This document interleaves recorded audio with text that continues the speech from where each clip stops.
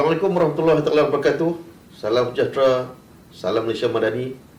Saya Syarudin bin Hamzah daripada Seksyen Kuala Bekalan. Saya Siti Nur Azrin binti Aman dari Seksyen Kuala Bekalan.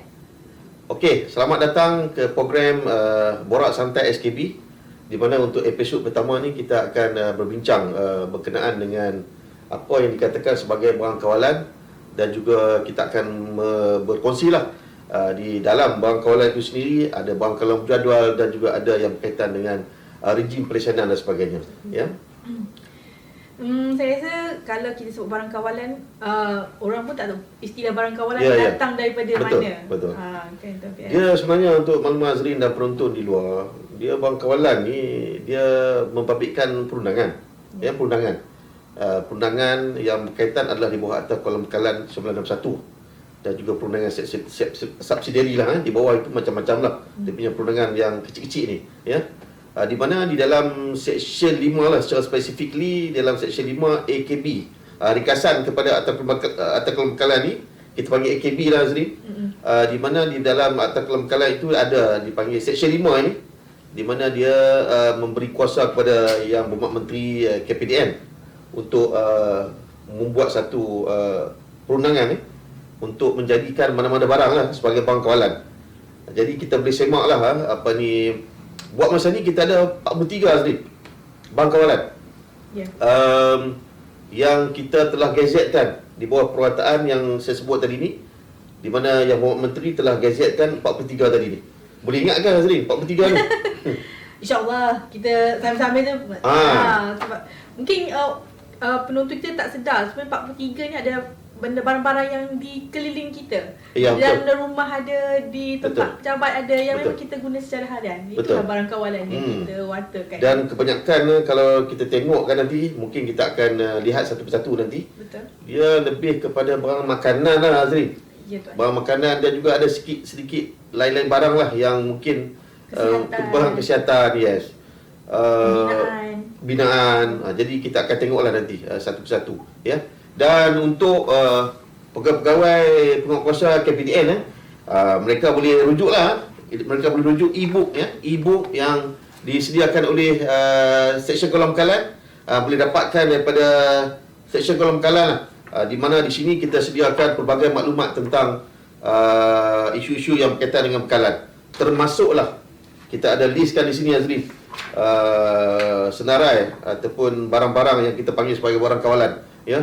Kalau dilihat sini banyak Azri. Ada kacang tanah pun sebagai barang kawalan Azri. Apa lagi Azri? Tapi Tuan, sebenarnya kan macam saya lah, kalau saya rakyat di luar sana, mesti nak tahu macam mana sejarah barang-barang ni dipilih. Tiba-tiba jadi barang kawalan kan, ataupun kita main ikut trend ke apa, mesti dia berdasarkan sejarah. Mesti. Dia itulah Azrin, kalau kita dengar nama akta ni pun, Akta Kuala Bekalan 1961. 1961 ni kalau kita lihat sejarah negara kita ni kan, penonton perlu faham bahawa tahun 1961 ni zaman itu zaman konfrontasi dengan komunis tau. Kena ingat 1961 ni.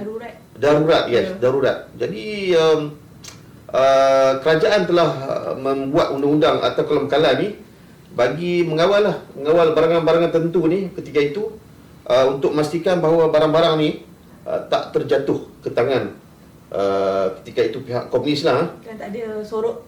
Isu sorok, ya, isu penyorokan barang-barang perlu, ketika itu ada beras kan, padi lah pun dijadikan sebagai barang kawalan, tapi sekarang ni dah dikeluarkan. Waktu itu, ya. Jadi baja pun dimasukkan di dalam senarai barang kawalan ni. Jadi itulah tuan-tuan dan puan, jangan rasa kalau tengok tahun tu macam atau Kuala Bekalan ni macam berusia, jangan tengok macam tu. Sebenarnya walaupun dia 1961 tetapi masih power. Yes, masih power, masih berbisa tuan-tuan dan puan, ya. Jadi di dalam undang-undang ni pun kita dah buat penambahbaikan lah, dan yang terkini pada tahun 2021 itu hari kita ada buat penambahan kepada seksyen-seksyen tertentu di dalam undang-undang berkenaan, ya. Okey, kita berbalik kepada yang tadi ni. Ya, Tuan. Barang kawalan ni, kalau kita lihat di sini, di dalam e-book ni, Boleh saya bacakan Boleh tuan.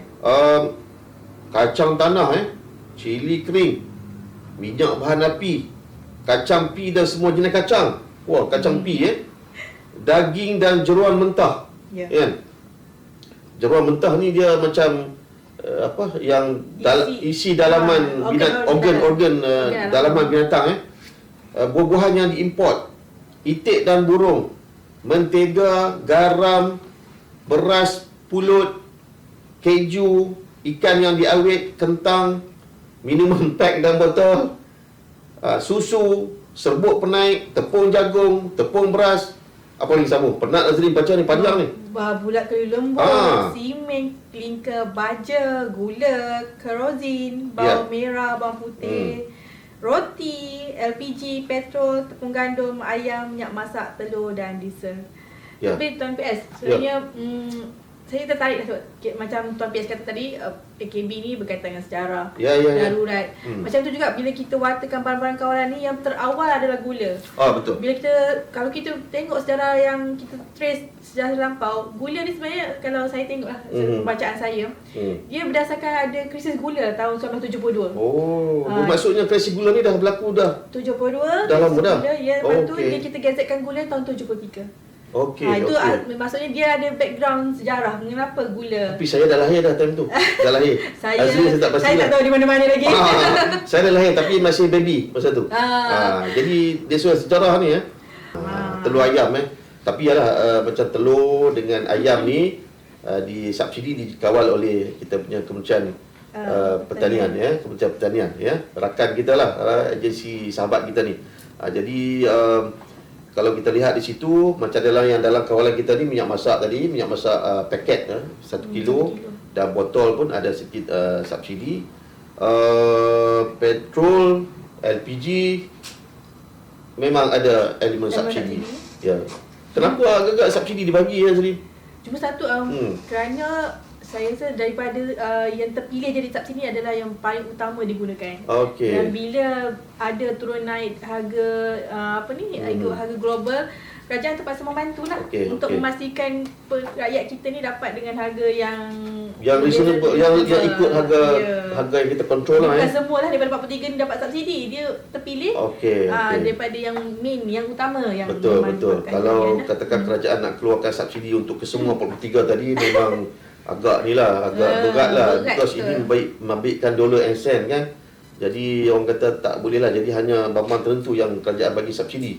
Dan kita sebagai rakyat Malaysia patut berterima kasih kepada kerajaan kerana dengan subsidi ni kita dapatlah menikmati orang kata dalam keadaan sekarang pula isu tentang kos hidup sebagainya, dan sikit sebanyak orang kata elemen subsidi ni membantulah untuk kita mengatasi kerajaan bantu isu kos hidup ni. Okey, jadi itulah kita dah belajar banyak benda ni Azrin, tentang barang kawalan tadi, barang kawalan berjadual, barangan yang dibagi subsidi. Ini dalam konteks KPDN lah yang kita sebut tadi ni, barang-barang yang dalam konteks KPDN.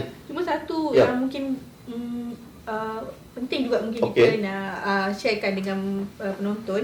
Barang kawalan dan barang kawalan di kawasan perundangan. Manakala barang subsidi ni secara pentadbiran lah. Dia tak warta. Alright. Boleh ada dan boleh dijadikan pengawal bekalan kita. Subsidi ni kita perlu faham lah, bukan selama-lamanya lah. Bukan selama-lamanya, pasal kalau kita sedia maklum pun sekarang ni kerajaan pun ada hura-hura nak memperkenalkan subsidi bersasar dan sebagainya.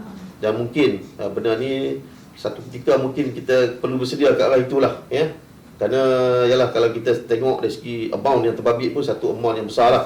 Jadi tapi kita perlu appreciate lah, kena bersyukur dengan apa yang kita dapat dan alhamdulillah lah setakat ni dengan pengenalan subsidi ni ataupun kita kontrol harga, dapat lagi satu Azrin, kita jangan lupa juga dapat mengawal kadar inflasi.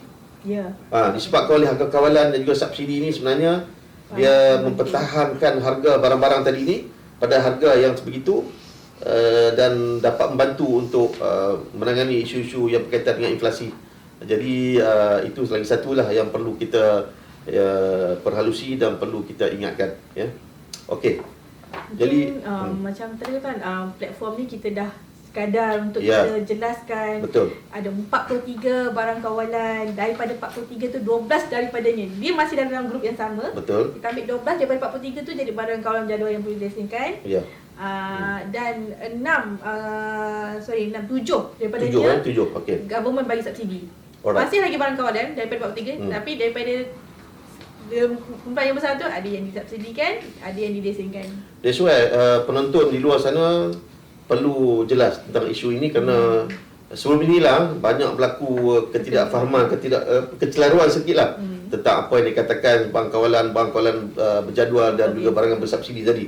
Jadi mungkinlah sikit sebanyak melalui program Borak Santai ni, apa yang telah kita kongsi tadi dapat membantu kita memahami dengan lebih jelas lah, dan InsyaAllah mungkin penonton yang mendengar ni boleh turut menyampaikan, menjadi ejen kepada KPDN untuk menyampaikan kepada masyarakat di luar sana supaya lebih jelas tentang apa yang telah dibuat oleh kerajaan melalui KPDN. Ya, Azri? Ya.